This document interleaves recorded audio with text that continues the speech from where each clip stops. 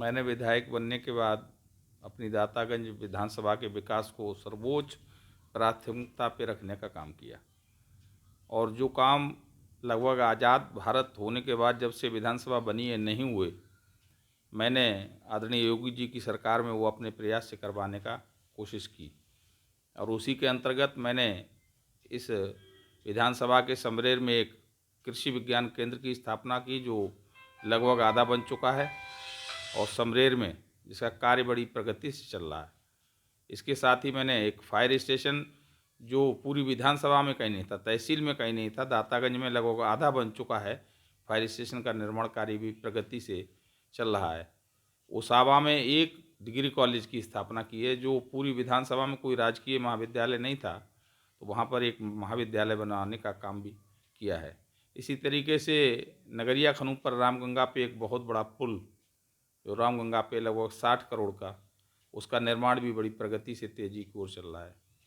हमने एक बहुत बड़ा बिजली घर 132 केवीए का लगभग 125 करोड़ का सैजनी में स्थापित कराने का काम किया है, जिसका निर्माण कार्य भी बड़ी प्रगति से चल रहा है। और सबसे बड़े दो और ऐतिहासिक काम हैं। दातागंज की सैजनी ग्राम पंचायत में एक महिला पीएसी की बटालियन का प्रस्ताव शासन ने मंजूर किया है और मैं समझता हूँ कि जो प्रदेश में सबसे पहली महिला बटालियन बनेगी वो दातागंज की सैजनी में स्थित होगी, जिसमें कई 100 करोड़ का प्रस्ताव है उसमें। और एक HPCL Hindustan petroleum corporation limited से एक बहुत बड़ा CNG का एथेनॉल का प्लांट वहाँ पर प्रस्तावित हुआ, जिसकी चारदीवारी हो रही है, भूमि का हस्तांतरण हो गया। मैं समझता हूँ ये हमारे विधानसभा के विकास में मील का पत्थर साबित होगी और बहुत बड़ा रोजगार इससे हमारे यहाँ के किसानों को, जिनकी पराली जो जलाते थे जिससे पर्यावरण प्रदूषित होता था, वो भी बचेगा और उनको उनकी पराली का मूल्य भी मिलेगा। धान और गेहूं की पराली से ये CNG बनेगी। इसके अलावा कई सौर ऊर्जा प्लांट भी बड़े बड़े मेरे क्षेत्र में स्थापित हुए हैं। छोटे छोटे पुलों की मैं समझता हूं कि मुझे भी खुद गिनती याद नहीं होगी। सड़कें हमारे यहाँ पर पूरी विधानसभा में सभी चमचमाती हुई हैं। हम लोग बदायूं, बरेली, शाहजहाँपुर जहाँ भी निकलेंगे मेरी विधानसभा में कहीं किसी तरीके की कमी नहीं है। और जो भी विकास की और भी संभावना है, जिस तरीके से और छोटे छोटे हमने अंत्येष्टि स्थल विकास खंडों में कई बनवाए हैं, नए पंचायत घर, सामुदायिक विकास केंद्र, इस तरीके के निर्माण लगातार विधानसभा में द्रुत गति से चलते रहते हैं। अब तक कराए गए कार्यों से और अपनी भूमिका से संतुष्ट हैं? नहीं, संतुष्टि नहीं है। मैं तो ये चाहता हूँ कि जितना विकास कार्य मैंने किया इतना ही कम से कम और 1 साल में करा लें। कोरोना कार्यकाल नहीं रहता तो आदरणीय योगी जी के नेतृत्व में, आदरणीय मोदी जी के नेतृत्व में मैं समझता हूँ कि विधानसभा में जितने विकास कार्य हों इतने ही और कराने की मेरी इच्छा है, मन है और मेरा संकल्प है और ईश्वर मेरी इस इच्छा को पूरी करेगा।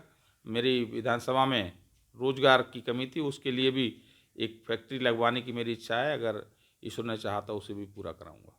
अब शेष बचे टाइम में सबसे बड़ा लक्ष्य क्या बचा है? नहीं, अब एक स्टेडियम का निर्माण रह गया है जिसमें मैं भूमि का हस्तांतरण सरकार से करा रहा हूँ और शायद मुझे लगता है इस महीने में भूमि का हस्तांतरण हो जाएगा कि बहुत बड़ा बृहद स्टेडियम जो हमारे क्षेत्र के युवाओं के विकास में एकदम मील का पत्थर होगा, उसका निर्माण कराना मेरा लक्ष्य है। और उसके साथ ही एक कोई अच्छी फैक्ट्री हो सकता है कि मैं कह नहीं रहा हूँ, लेकिन वो गन्ना फैक्ट्री भी हो सकती है कि मैं अपने क्षेत्र में स्थापित कराऊँ।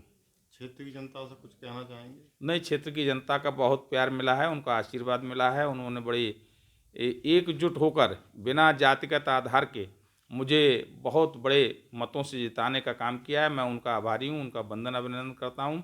उन्होंने जिस अपेक्षा से मुझे चुना और मैं भी चाहता हूँ कि उस अपेक्षा पर उनकी खरा उतरूँ, उनके सुख दुख में उनके कंधे से कंधा मिलाकर उनके साथ रहूँ, यही मेरी इच्छा है।